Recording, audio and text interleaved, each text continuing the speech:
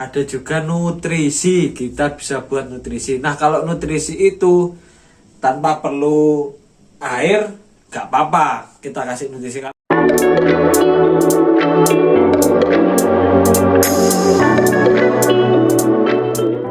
Assalamualaikum warahmatullahi wabarakatuh.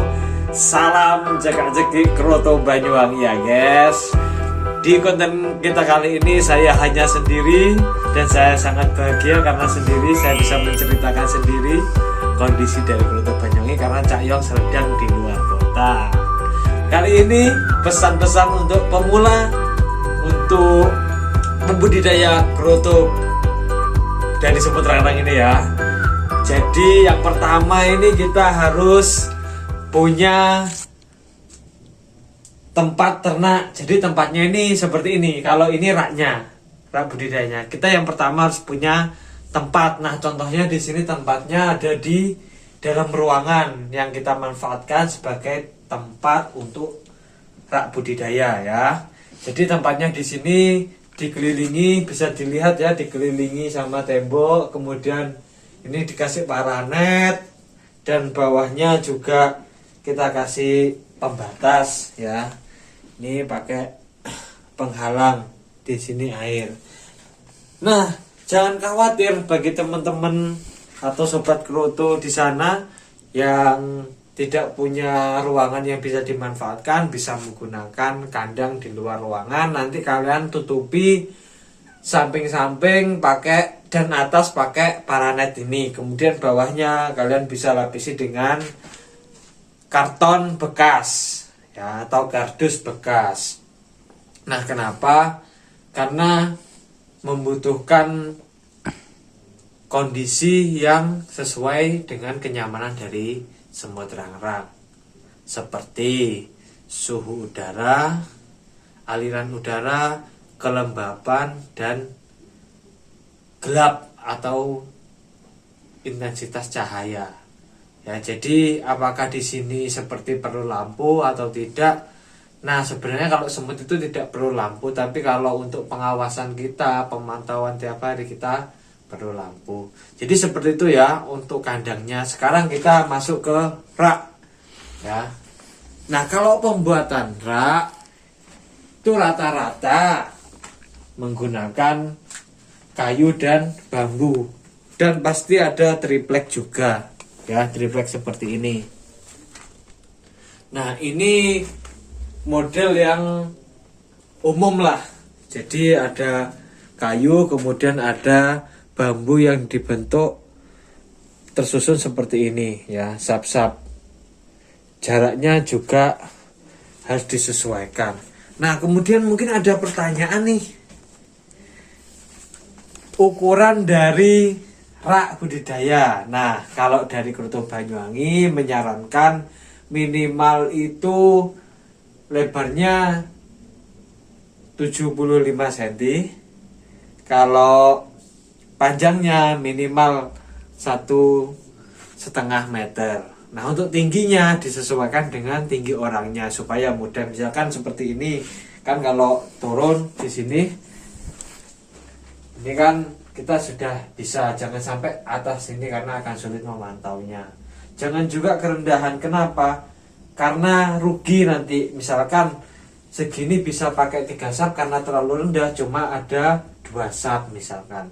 Kemudian kalian juga bisa pakai sistem yang bawahnya box seperti ini untuk ditaruh sarang semut hasil bolang seperti ini ya. Ini kemarin kita bolang dapat setengah karung ya.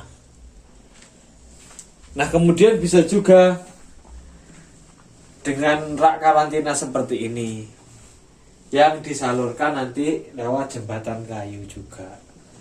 Seperti itu ya. Jadi yang pertama tempatnya, yang kedua rak budidayanya.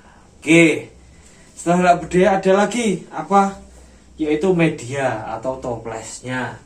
Nah, toplesnya yang ideal kita pakai toples seperti ini ya. Bisa dilihat ini toples sosis lah.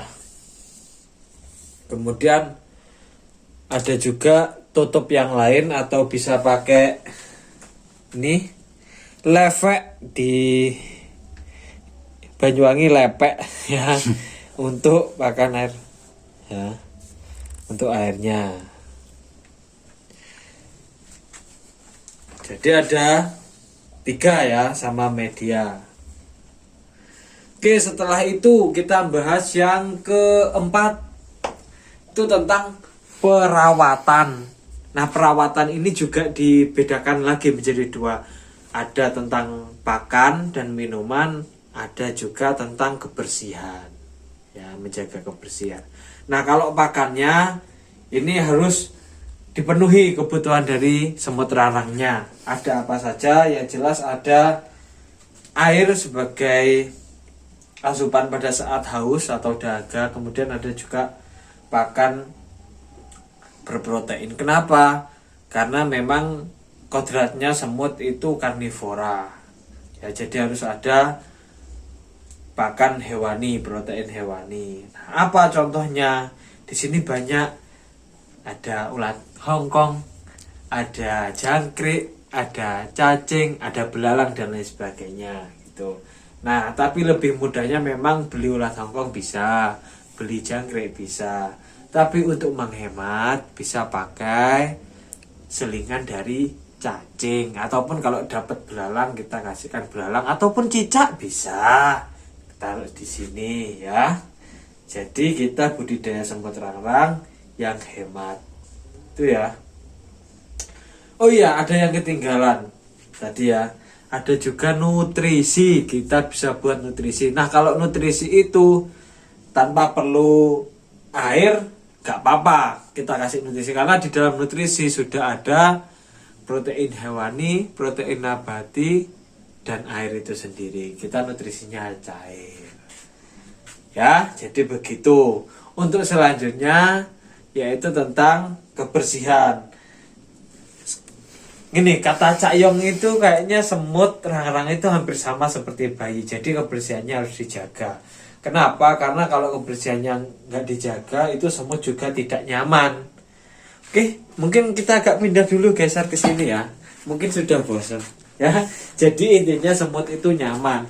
Tadi kan nyaman dari iklim, nyaman dari pakan, dan harus nyaman dari kebersihannya juga. Gitu ya bagi teman-teman pemula. Kemudian yang awal seharusnya ada itu adalah bibit.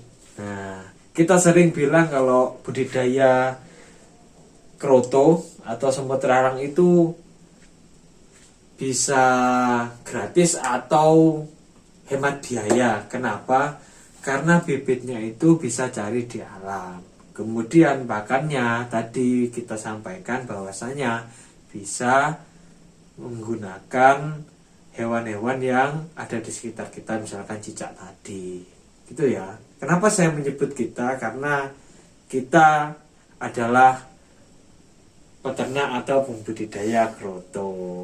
Jadi teman-teman atau sobat kroto di sana yang pengen budidaya, yang masih pemula, itu tadi penyampaian tentang cara budidaya kroto untuk pemula, dan semoga kalian bisa memahami dan langsung action atau terjun untuk membuat rak budidaya sebagai tempat untuk pembudidaya kroto.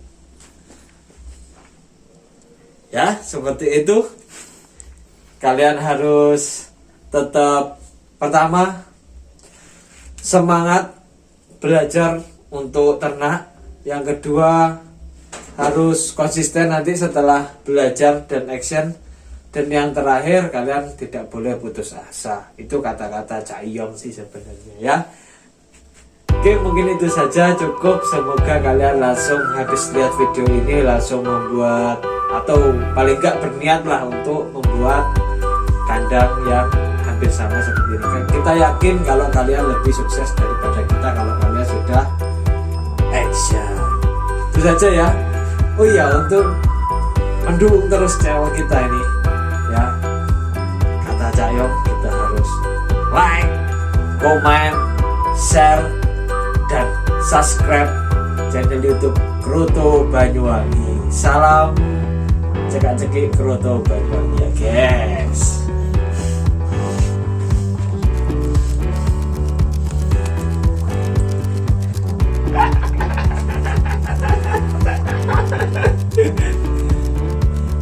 Semangat, semangat.